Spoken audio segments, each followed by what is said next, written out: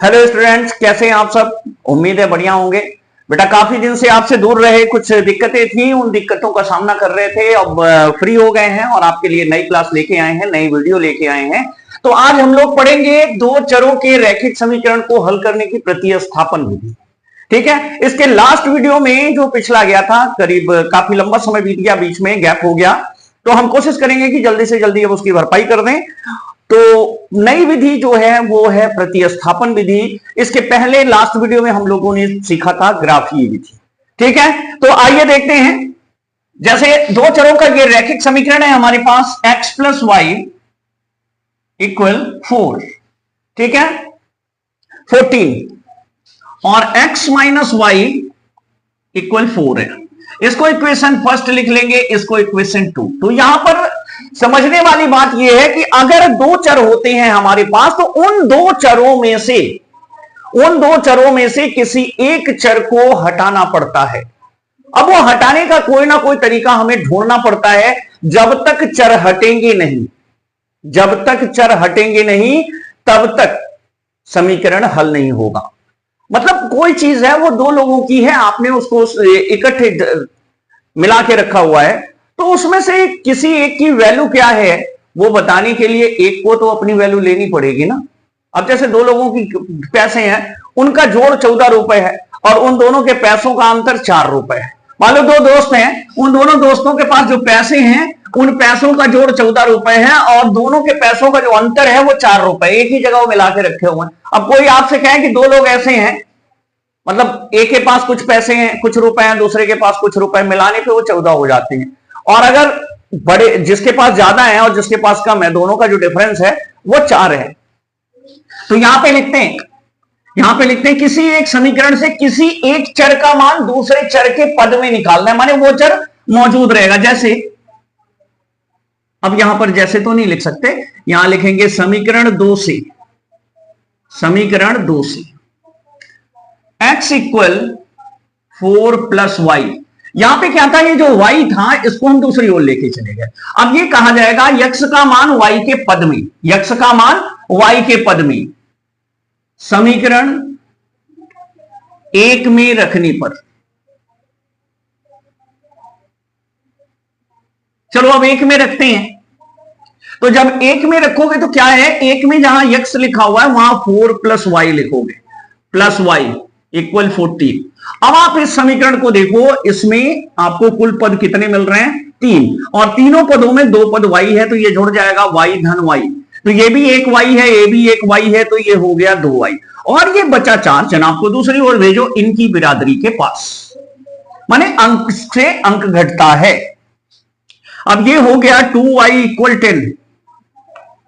तो y equal 10/2, जिसका मान निकालना होता है उसे अकेला कर देती है। तो ये कितना आ गया, 5 रुपए। ठीक है, y का मान 5 रुपए जब मिल गया, तो यहां पे पहले ही आपने निकाल के रखा है कि x का मान जो है वो y से 4 बड़ा है। तो x इक्वल 4 प्लस y का मान क्या है, 5। यहां लिख देंगे समीकरण 1 से। अब ये जोड़ लेंगे तो x बराबर क्या मिल जाएगा हमें, 9। अब देखो जोड़ करके 9 रुपए और 5 रुपए अगर जोड़ते हैं तो 14 रुपए, और 9 में से 5 अगर घटाते हैं तो 4 रुपए आता है। तो इस तरीके से हम प्रतिस्थापन विधि का उपयोग करते हैं रैखिक समीकरणों के हल करने में। किसी एक चर का मान, जैसे इसमें x का निकाला है, आप y का भी निकाल सकते हो, किसी एक चर का मान निकाल करके हम दूसरे वाले समीकरण में रख देते हैं। इसका ध्यान रखिएगा, जिससे मान लेंगे उस समीकरण में नहीं रखिएगा, नहीं संतुलित हो जाएगा समीकरण। अगर पहले से आपने मान निकाला है तो दूसरे वाले में रखिए, और दूसरे वाले से अगर मान निकाला है तो पहले वाले में रखिए। ये हमेशा याद रखिएगा, नहीं समीकरण दोनों तरफ बैलेंस हो जाएगा, जो दाहिनी ओर होगा वही बाईं ओर आ जाएगा। अब दूसरा क्वेश्चन देखते हैं हम लोग। ये दिया हुआ है s minus T, second question है s माइनस टी इक्वल, हमें दे रखा है 3। देखिए ये जो विधियां है ना, ये सवाल नहीं है। अभी आपको कहानी लिखनी है, कविता लिखनी है, और आप सीख रहे हैं अक्षर, शब्द बनाना। ठीक है, तो यहां पर अभी हम लोग शब्द बना रहे हैं। इसके जो क्वेश्चन बोर्ड्स में आते हैं वो इन चीजों को ध्यान में रख के आते हैं कि आपने ये विधियां सीखी हुई हैं। ठीक है, तो s माइनस टी इक्वल 3 हो गया, और दिया है s by 3, s minus T equal 3, और दिया है s by 3 plus T by 2 equal 6। ये इक्वेशन फर्स्ट हो गई। और ये जो दूसरा दिया है इसका लासा ले लो, तो ये हो गया 6, 3 दूनी 6, भिन्न कैसे जोड़ते हैं ध्यान दीजिएगा, यहां पे यस बटे 3 है और यहां पे टी बटे 2 है, दोनों अभाज्य गुणनखंड है, दोनों का गुणा कर लिए, ये कहलाएगा लासा। अब 3 से 6 को भाग देंगे तो कितनी बार जाएगा, 2 बार, ऊपर गुणा कर देंगे, ये हो गया 2s, प्लस 2 से 6 को भाग देंगे, कितनी बार जाएगा, 3 बार, ठीक है, और साथ में होगा t इक्वल 6। अब इसका और इसका तिरछा गुणा कर देंगे तो ये हो जाएगा 2s प्लस 3t इक्वल 36, ठीक है। अब ये बन गया तुम्हारा समीकरण 2, सीधा सीधा। अब समीकरण 1 से मान निकाल लो, समीकरण 1 से करोगे तो क्या होगा, यहां पर जो t है वो दूसरी तरफ ले जाएं तो प्लस में हो जाएगा, तो यस बराबर हो गया t प्लस 3, ठीक है, यस बराबर t प्लस 3। अब ये मान समीकरण 2 में रखेंगे, यस का मान समीकरण 2 में रखने पर, जब हम इसको 2 में रखेंगे तो जहां यस है वहां t प्लस 3 रख देंगे, तब ये मान आपका बन जाएगा, देखो यहां पे है 2s प्लस 3t, तो यहां लिखेंगे 2 और यस के स्थान पे लिखा जाएगा t प्लस 3 प्लस अगला मान क्या है आपका 3t, यहां पे यस के स्थान पे आपने रख दिया प्लस 3t रखेंगे, इक्वल क्या होगा 36, यहां रखेंगे 36, ठीक है ना।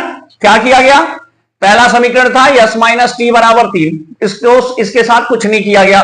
दूसरा समीकरण है यस बटे 3 प्लस टी बटे 2 बराबर 6, तो पहले हमने क्या किया, इसका लासा ले लिया और लासा लेने के बाद हरों से भाग दिया क्रमानुसार, पहले 3 से 2 बार गया, ऊपर गुणा करके लिखा 2s, फिर 2 से 3 बार गया, ऊपर गुणा किया 3t हो गया बटे 6। अब यहां पर ये जो हर है इसका तिरछा गुणा दूसरी तरफ कर देते, तो ये बन गया 36, ठीक है, यानी 2s प्लस 3t इक्वल 36, ये समीकरण 2 हो गया। अब हम समीकरण 1 से t का पक्षांतर करके यस का मान t के पद में निकाल लेते हैं, निकालने के बाद समीकरण 2 में रखेंगे, समीकरण 2 में रखने पर यहां पर यस के स्थान पर, इस स्थान पर हमने मान रख दिया यस का t प्लस 3।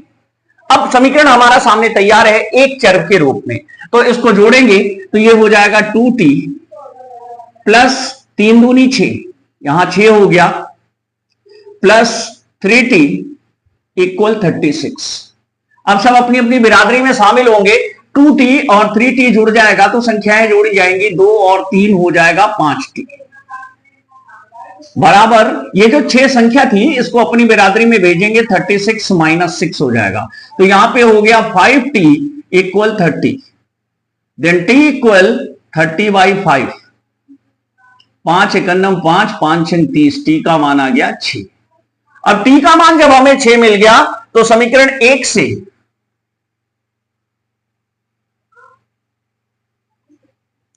s बराबर 6 प्लस 3, s बराबर 9, ठीक है। किसी एक समीकरण में चेक कर लेते हैं, मान को रखकर s बराबर 9 है, t बराबर 6 है, अगर घटाएंगे तो 9 में से 6 गए 3 आएगा। इस तरीके से आपका सवाल सॉल्व हुआ, आप इसको चेक कर सकते हैं, आप इसको देख सकते हैं।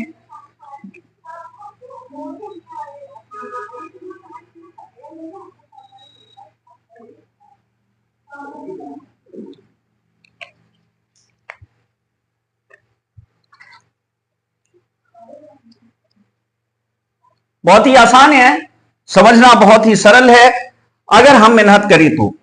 मेहनत से जो जी चुराएंगे तो कुछ नहीं होगा। आइए आगे देखते हैं सवालों को।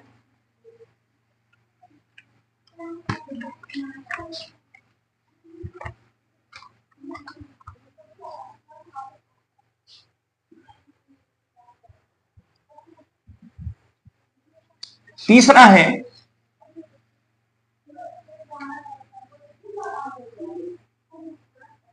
2x plus 3y equal 11। Equation first हो गई। और दिया हुआ है 2x माइनस 4y इक्वल -24।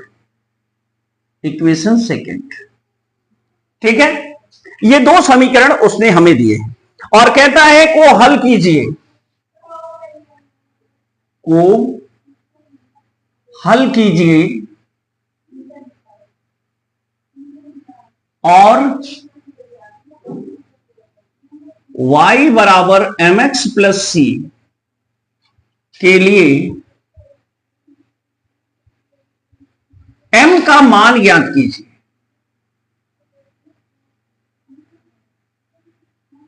ये ज्ञात करना है, मतलब उसका कहना है कि पहले आप इसको हल करो, हल करोगे तो आपको x और y मिल जाएगा। जब x और y का मान मिल जाए, इसको प्रतिस्थापन विधि से हल करना है, तो यहां पर x और y के मान रख दें। ठीक है, यहां c नहीं है, यहां 3 है। तो जब आप x और y के मान रख देंगे तो x को छोड़कर कोई चर बचेगा, यम को छोड़कर कोई चर बचेगा ही नहीं, अकेला बचेगा यम। तो जब यम बचेगा तो आप उसका मान निकाल सकते हैं। तो हल करने के लिए सबसे पहले तो हम इस समीकरण का उपयोग करेंगे। तो यहां लिखेंगे समीकरण 1 से 2x प्लस 3y बराबर 11 या 3y इक्वल 11 माइनस 2x। इस बार हम y का मान यूज कर रहे हैं, तो y बराबर 11 माइनस 2x बाई 3 मान समीकरण 2 में रखने पर, चलिए मान को रखते हैं 2 में। कहां रखना है? y के स्थान पर रखना है। मान कैसे निकाला गया? पहला समीकरण लिया गया, हमारे दिमाग में आया कि हम y का मान x के पद में निकालेंगे। तो जिसके पद में निकालना होता है वो दाहिनी ओर संख्या की तरफ भेजा जाता है। तो यहां पर इसका चिन्ह धन था, जब हम दाहिनी ओर ले गए तो इसका चिन्ह ऋण हो जाएगा, 11 माइनस 2x हो गया। ये 3y में जुड़ा हुआ था इसलिए दूसरी ओर गया तो घट गया। अब 3y में 3 का गुणा है तो 3 को भी हटाएंगे चूंकि 3 जो है y में गुणा है तो दूसरी ओर जाएगा तो भाग हो जाएगा। ये y का मान आ गया x के पद में। अब इस मान को हम समीकरण 2 में रखेंगे, तो 2 में हो जाएगा 2 गुणे 2x माइनस 4 इंटू ब्रैकेट में 11 माइनस 2x बटे 3। ब्रैकेट में इसलिए लिखते हैं कि ये 4 जो है वो तीनों का गुणा बराबर -24। चलो भैया एंट्री कराते हैं 4 की अंदर, या चाहो तो आप 2 कॉमन ले सकते हो, नहीं लेना है तो मत लो, आगे बढ़ते हैं। अब ये हो गया 2x माइनस, देखो 4 को अंदर एंट्री कराओगे तो ये हो जाएगा भैया 44, और यहां पे गुणा होगा तो -8x। अभी इनको ब्रैकेट में चिपका के रखने का, क्योंकि बाहर लगा हुआ है माइनस, जो करेगा खतरा, इसलिए अभी ब्रैकेट के अंदर रखिए और यहां पे लिखेंगे 3 बराबर -24। ठीक है, अब 2x के बटे में कुछ नहीं तो इसके लिए 1 लिख देंगे और इसके हर का लासा लेंगे क्योंकि इसमें हर है और ये दोनों अभाज्य गुणनखंड हैं, इसलिए भाग विधि या गुणन विधि से लासा निकालने की जरूरत नहीं है, सिर्फ इनका गुणा कर लेंगे। गुणा आया 3। ठीक है, अब 1 से 3 को भाग देंगे, 3 बार जाएगा और इसका गुणा इसमें करेंगे, हुआ 6x। -3 से भाग देंगे, 1 बार जाएगा, गुणा करते हुए ब्रैकेट को खोल देंगे तो ये हो गया +8x। ये 44 के बगल कोई साइन नहीं था तो यहां धन माना जाएगा, 44 के बगल ऑलरेडी धन माना जाएगा अगर कोई साइन नहीं लगा हुआ है। तो ये ऋण बाहर वाला इसको ऋण कर देगा और इसको धन कर देगा, बराबर -24। अगर ब्रैकेट के बाहर ऋण चिन्ह लगा हुआ है तो ब्रैकेट खोलने के बाद सारे के सारे चिन्ह बदल दिए जाते हैं, धन का ऋण और ऋण का धन कर दिया जाता है। अब ये 8 6 14 होगा, 14x -44 बराबर -24 गुणे 3। अब ये हो गया 14x बराबर 24 तियां 72,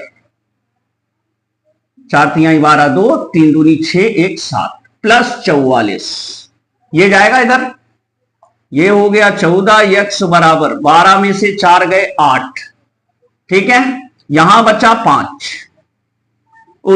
6 में से 4 गए 2, -28। तो x बराबर -28/14, 14 एकन्नम 14, 14 दूनी 28 आया -2। x का मान -2 आ गया, x का मान -2 आ गया। तो समीकरण 1 से y का मान आपने पहले रखा है, जैसे ही x मिले यहां रख दो, जैसे ही रखोगे वैसे ही मान आ जाएगा। तो चलो आगे देखते हैं। अब देखो यहां पर मान रखेंगे -2, तो x का मान रखने पर, x का मान रखने पर, अब जब x का मान रखेंगे तो y बराबर 11 - 2 गुणे -2 बटे 3, ठीक है। देखो 11 - 2 गुणे -2, तो y बराबर हो गया 11 + 4, ये ऋण है इसको धन कर देगा गुणा होने के बाद, बटे 3 बराबर 15/3। तो y बराबर मिल गया 5। x मिल गया -2, y मिल गया 5। अब निकालना है तब y बराबर mx + 3 से, इसमें मान रखेंगे y बराबर 5 और x का मान है -2, तो ये हो जाएगा -2m + 3। अब 2m इस ओर ले आओ तो धन का हो गया, 5 उस ओर ले जाओ तो ऋण का हो जाएगा, 3 - 5। तो 2m बराबर -2, तो m बराबर -2/2 और m का मान निकल कर आया 1, ठीक है। तो सवाल दिया हुआ था, एक युगपत समीकरण हमारे सामने था, इस युगपत समीकरण को हल करके x और y के मान निकालने थे। उन मानों को y बराबर mx + 3 में y और x के स्थान पे रखना था और m को निकालना था। तो इस तरीके से हमने m को निकाला। एक बार रिपीट कर देते हैं। यहां ये पहला समीकरण है, ये दूसरा समीकरण है, ये दोनों समीकरण दिए हैं और कहता है इन समीकरणों को हल कीजिए और y बराबर mx + 3 के लिए m का मान ज्ञात कीजिए। तो यहां पर समीकरण 1 का उपयोग करते हुए हम 2x को दूसरी तरफ ले जाकर के y का मान निकालते हैं x के टर्म में, 11 - 2x/3। यह मान समीकरण 2 में रखते हैं x के y के स्थान पर और y के स्थान पर रखते हुए इस तरीके से रखते हैं और बाहर का गुणांक जो 4 था उसका अंदर के दोनों पदों में गुणा कर देते हैं। गुणा करने के बाद हम इसका एलसीएम लेते हैं और एलसीएम लेने के साथ इनको घटाते हैं और ब्रैकेट के अंदर का चिन्ह चेंज कर देते हैं। यहां पर जोड़ने पर 14x - 44 आता है और 3 का तिरछा गुणा दूसरी तरफ करते हैं जो -72 होता है और 44 दूसरी तरफ ले जाते हैं, ऋण चिन्ह धन चिन्ह में बदल जाता है, घटने के बाद आता है -28। इस तरीके से x का मान निकलता है -2, ठीक है। उसके बाद x का मान रख देते हैं, कहां पे रखते हैं, ये जो y वाला इक्वेशन बना रखा था हमने, ठीक है, इस y वाले इक्वेशन में हम मान रख देते हैं यहां पर x के स्थान पर। x के स्थान पे रखने के बाद ये +4 हो जाता है जो कि बन जाता है 15/3, इसलिए y का मान 5 आ जाता है। अब y का मान और x का मान दोनों इस समीकरण में रख देते हैं, यहां से m का मान निकल जाता है 1। तो इस तरीके से आपने समझा कि प्रतिस्थापन विधि से कैसे हल करते हैं, ठीक है। कल नेक्स्ट वीडियो में हम बताएंगे विलोपन विधि से कैसे हल करते हैं। तब तक पढ़ते रहिए, बढ़ते रहिए।